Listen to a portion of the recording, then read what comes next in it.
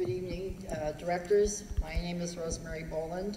I am the president of the Scranton Federation of Teachers, Local 1147, and I live in Scranton, and I pay property taxes here. I'm willing to have my property taxes increased as long as I know it's for the improvement of our schools and especially our students. Having said that, I've also been in this district for my entire life. So let's talk about that. Not my life, the district. One, recently you closed John Audubon School. You got $800,000 for doing that, which was a joke. That hospital wanted that building forever and ever. It was a joke. But what happened?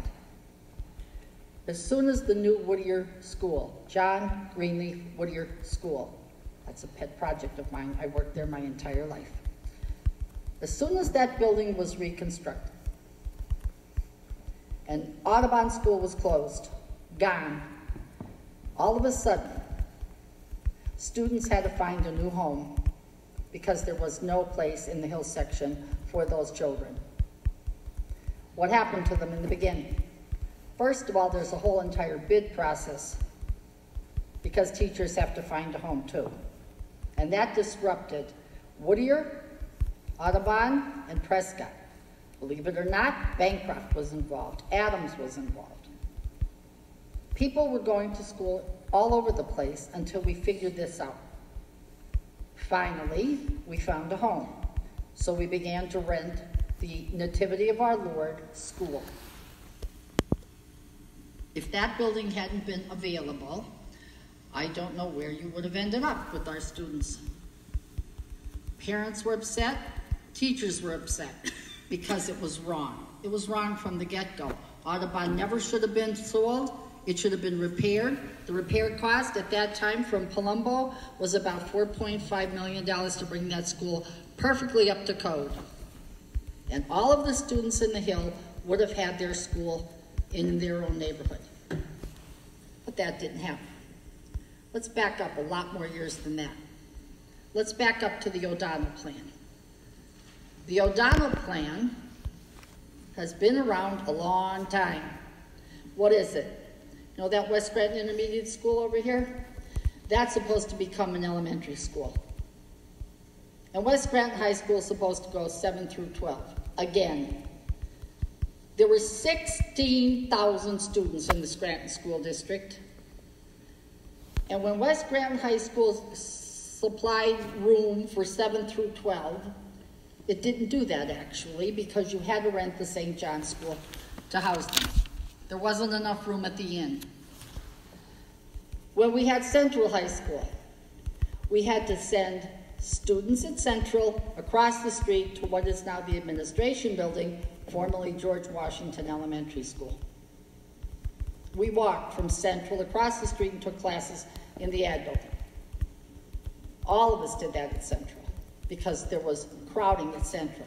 There were 485 of us in our graduating class. So when you say you're going to consolidate buildings, when we're currently pretty much at max in all of the classes, and as a matter of fact, in many of our classes, we're on over contractual limits. And we have to have paraprofessionals in there. You just inquired about a PCA.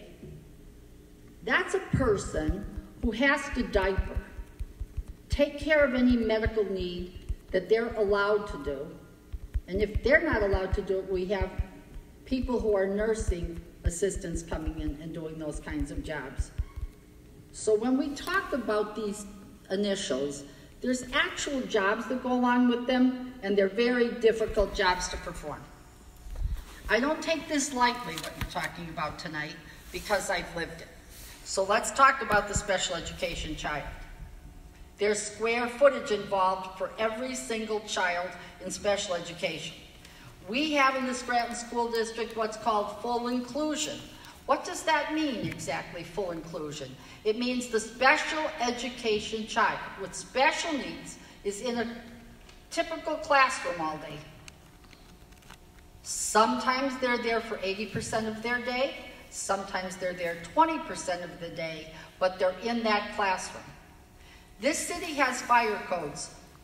So when you look at the square footage in that classroom, you have to include, once you do the square footage, you have to take the tables, the chairs, the desks, the bookcases, any kind of furniture, and figure what that footage is, subtract that from your big square footage, and make sure you have the allotted square footage for every one of those special needs kids in that classroom.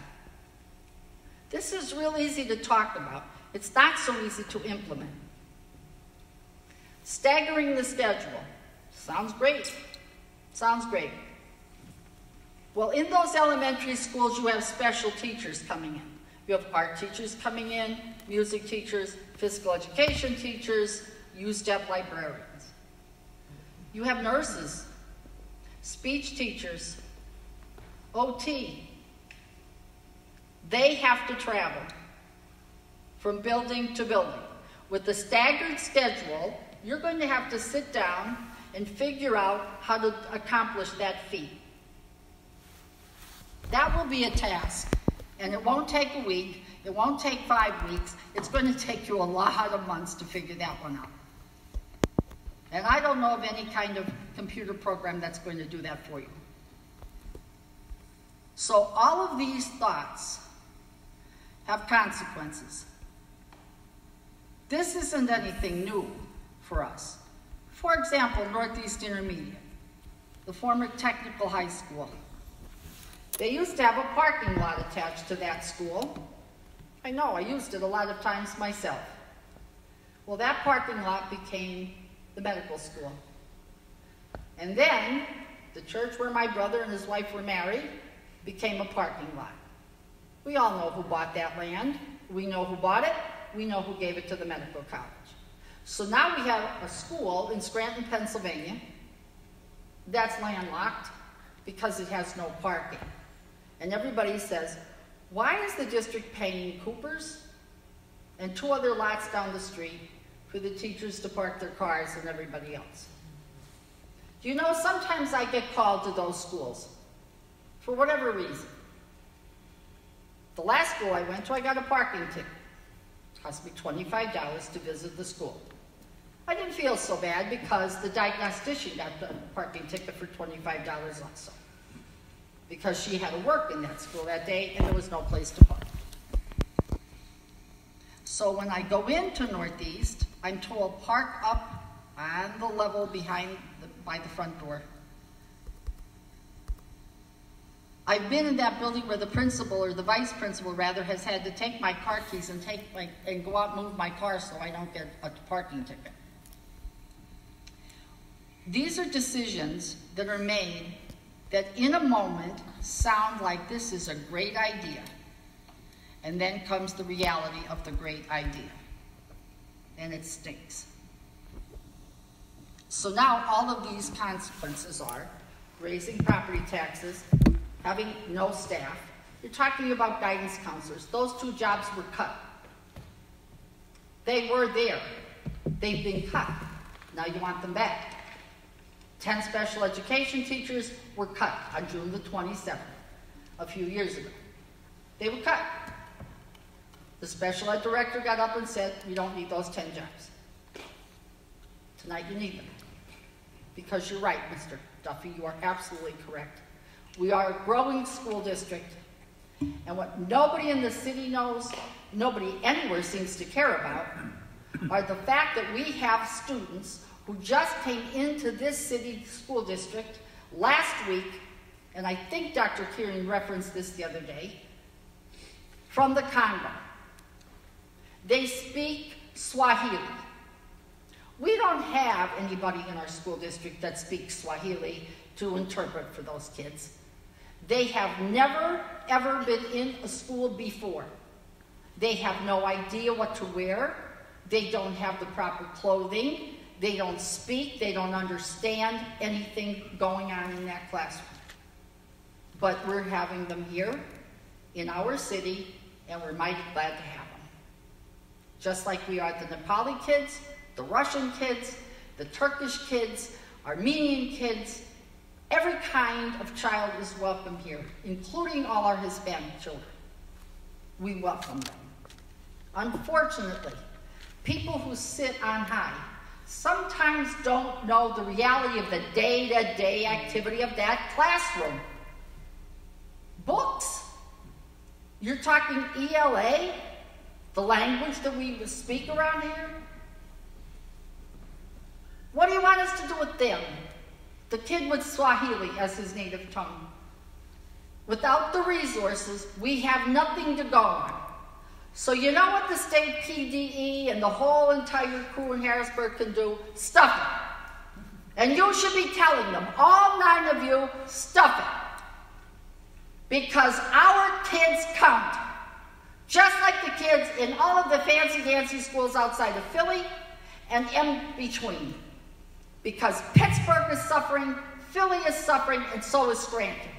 And we're sitting around here trying to cut every single blasted thing that the kids need. Don't give the teachers a raise. Don't give the teachers a contract. Cut the principals. Cut this, cut that. But you're ultimately hurting every one of those 10,000 plus students in this district.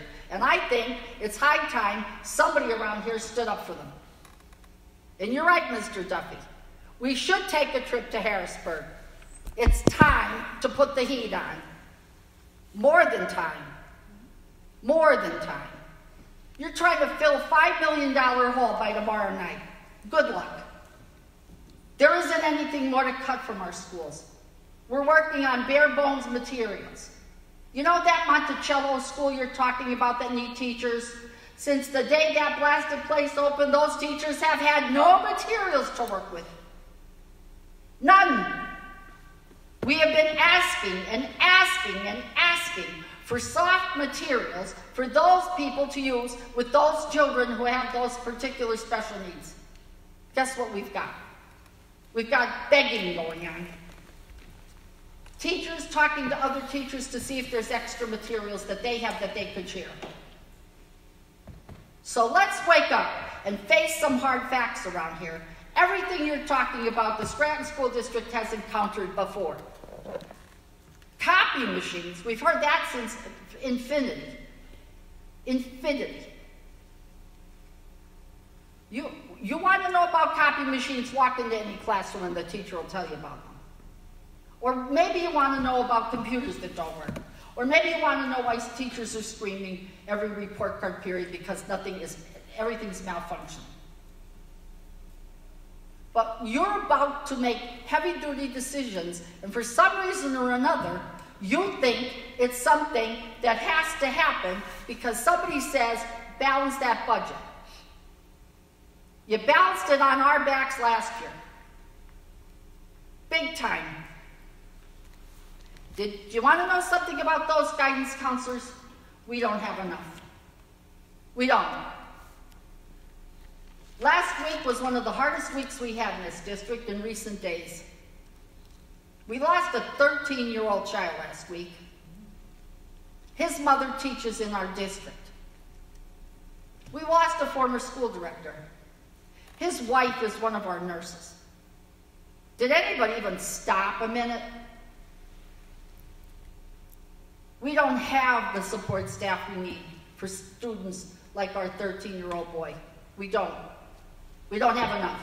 Our high school guidance counselors are besieged with suicide, drugs, abuse issues, mental health issues, and we don't have enough staff. We don't. And if Harrisburg doesn't know that, shame on them. Shame on everybody. All I read in the newspaper, negative, negative, negative. The fact that 900 people in this district go to work every morning and walk into those classrooms to meet up with those tremendous odds against them having success is unbelievable. Did any of you walk into a United Nations classroom recently and teach all day? No. Did you ever walk into a room where there's 8 special needs kids in your regular education classroom and deal with it? No. Well, just so you know, 900 of us deal with it every day of the week. So cut away, cut away, cut away all. Because now you can close us down. Close the district. Shut it down. Because that's what you're doing anyway. And if you think you're not, think again. I just met with 21 members of my executive board today. They're gaping at what you're telling them. They can't believe it. Nobody can believe it. So do what you will. Cut it to smithereens. And you'll be left with nothing. And that's where we're headed. So call Harrisburg up. Call PFM up. Call everybody up. And say shut down Scranton. Because that's where we're headed. We're shutting down. And if you think we're not, wake up in 2 or 3 days and you'll know you were. Thank you for your attention.